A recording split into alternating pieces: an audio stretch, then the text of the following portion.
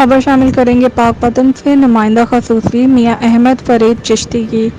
पाकपतन में यौम अशूरा के तमाम छोटे बड़े जुलूस अपने रवायती रास्तों से होते हुए मरकजी इमाम बारगाह पहुंचकर इख्तिताम पजीर होंगे।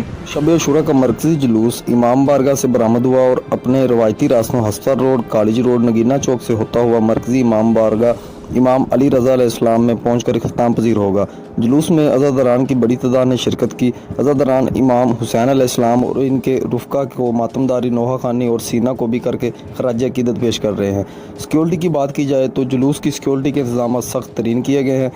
आने वालों की जामिया तलाशी और वॉक थ्रू गेट से गुजारने के बाद अंदर आने की इजाज़त दी जा रही है।